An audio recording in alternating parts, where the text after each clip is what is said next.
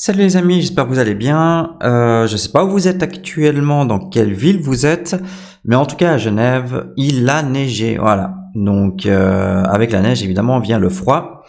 C'est le moment de mettre des gants, de mettre une doudoune et de pas rester trop longtemps dehors. Alors aujourd'hui, je vais vous parler de l'emprunt dans la défi. Quelles sont les caractéristiques? Qu'est-ce que vous pouvez faire avec les ratios d'emprunt et tous les autres détails? Une petite vidéo et vous saurez tout. On se retrouve après le générique.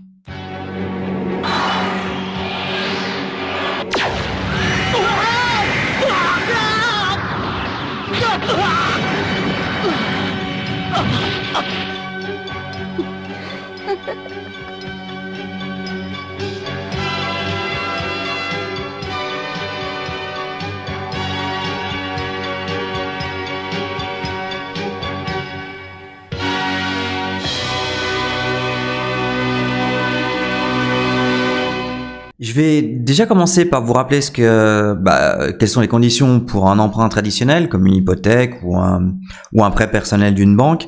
Donc en fait, justement, si un certain nombre de ces néobanques numériques, elles ont rationalisé le processus d'emprunt au cours de la dernière décennie, donc pour le faciliter au maximum, la plupart des clients doivent passer par un processus laborieux pour recevoir un prêt.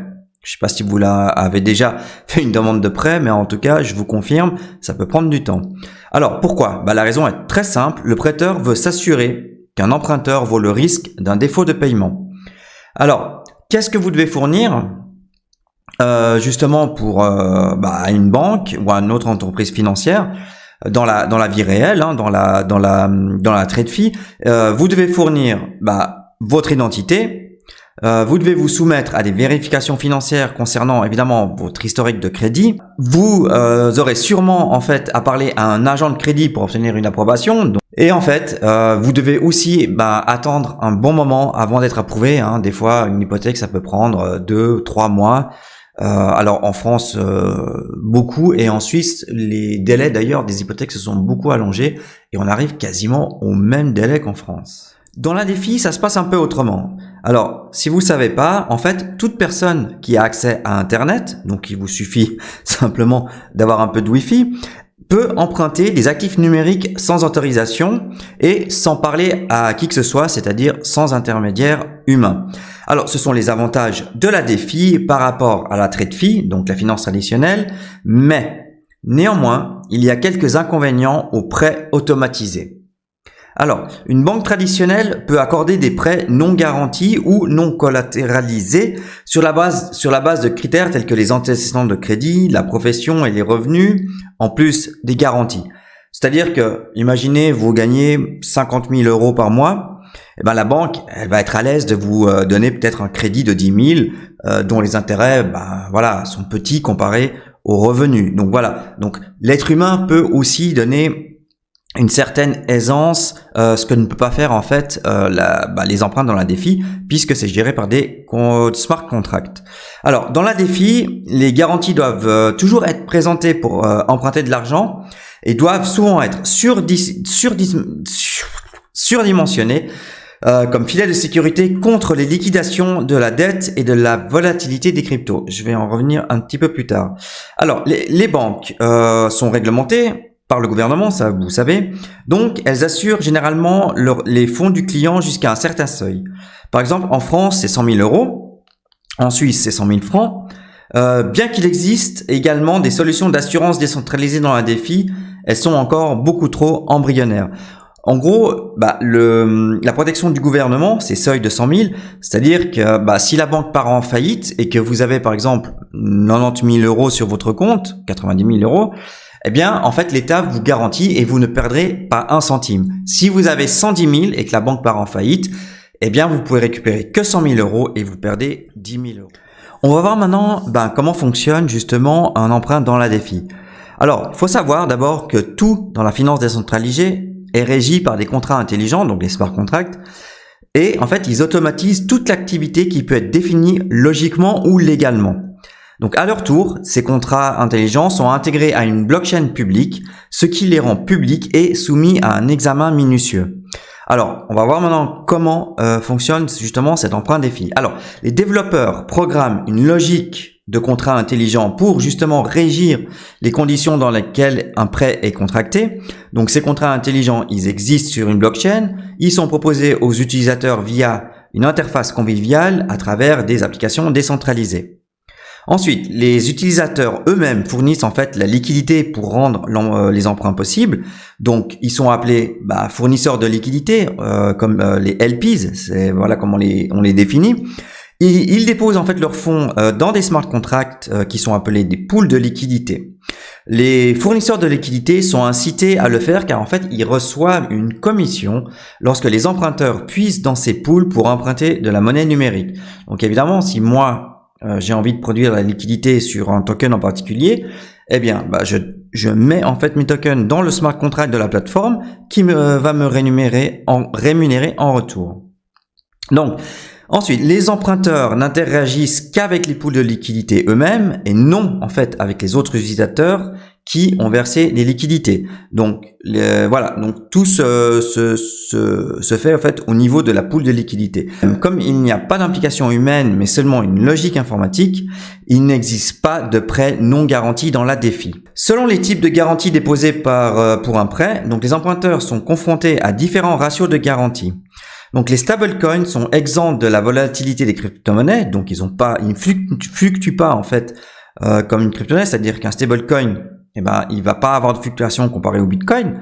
Donc c'est pour ça que le ratio d'emprunt du stablecoin est en général plus élevé que 90%. Parce qu'il y a carrément aucun risque. On pourrait même aller jusqu'à 99%. Voilà, on peut définir qu'un stablecoin peut avoir en fait une petite déviation de 1% de sa parité de 1. Donc c'est pour cette raison en fait que les stablecoins sont les actifs les plus utilisés pour les emprunts de la DeFi. Vous pouvez facilement le voir dans toutes les applications décentralisées. Après avoir choisi votre type d'actif numérique, donc pour la garantie, l'emprunteur il va en fait voir le montant de la garantie requise. Et en plus, il va décider si il va prendre un taux d'intérêt variable ou fixe. Donc, ce rendement annuel en pourcentage, appelé APY, donc APY, va aux fournisseurs de liquidités, leur faisant jouer en fait le rôle des banquiers privés. Alors, toutes les applications décentralisées de prêt ou d'emprunt sont accessibles avec un portefeuille non dépositaire tel que MetaMask, ce qui est en fait commodément intégré dans un navigateur web. Donc, lorsque il visite une application décentralisée de prêt, l'utilisateur connecte simplement son portefeuille qui doit être alimenté pour déposer une garantie pour un prêt. Voilà, c'est aussi simple que ça. Quelles sont les limites et les risques en fait d'emprunter dans la DeFi? Donc en dehors de l'absence de possibilité de prêt non garanti, la décentralisation de la DeFi peut également devenir un inconvénient. Alors pourquoi? Comme ces plateformes de prêt dépendent entièrement des autres utilisateurs pour fournir des liquidités, il peut arriver, il y a des cas où il n'y a pas assez de liquidités pour tout le monde. Donc s'il y a un pool de liquidités et puis vous avez seulement 10 personnes qui mettent la liquidité pour un token en particulier et que vous avez 100 personnes qui sont intéressées, il y aura pas assez de liquidité pour tout le monde. Donc par conséquent, il existe souvent une limite supérieure à la taille des prêts qui peuvent être contractés. En outre, les utilisateurs doivent choisir avec soin le type d'actif qu'ils souhaitent utiliser comme garantie déposée. Par exemple, bien que l'Ether soit la deuxième plus grande crypto-monnaie, sa valeur hebdomadaire reste volatile par rapport à une monnaie fiduciaire. Voilà, maintenant que vous avez bien choisi votre garantie, il faut savoir que chaque contrat intelligent, chaque emprunt a un seuil de liquidation. Un exemple, donc si l'Ether a un pourcentage LTV, donc loan to value de 80%, cela signifie que pour prêter 80 Ether, l'emprunteur doit déposer 100 Ether comme garantie. Avec ces différents ratios de LTV, les smart contracts donnent aux emprunteurs une marge de manœuvre en matière de liquidation au cas où justement la valeur de la garantie baisserait considérablement par rapport à la valeur du prêt. Une fois que le seuil de LTV est franchi, donc la garantie de l'emprunteur est automatiquement liquidée sans qu'aucune question ne soit posée car il n'y a évidemment pas d'humain pour prendre la décision ou pour l'empêcher, tout simplement. Alors, dès que l'emprunteur prend une position de dette collatéralisée, ses fonds sont bloqués dans un contrat intelligent et sont libérés uniquement lorsque le prêt est remboursé. Pour atténuer les risques de liquidation de votre garantie, donc les emprunteurs n'utiliseront pas seulement des stablecoins, mais ils emprunteront également moins que ce qu'ils peuvent emprunter pour se laisser une marge de manœuvre supplémentaire. Voilà, si au départ vous vouliez peut-être emprunter 100, eh ben peut-être que vous allez réfléchir et emprunter que 60. Voilà, pour justement essayer de baisser votre seuil de liquidation. Voilà, je vais finir en fait la vidéo en vous mentionnant quelles sont les applications décentralisées qui sont les plus populaires.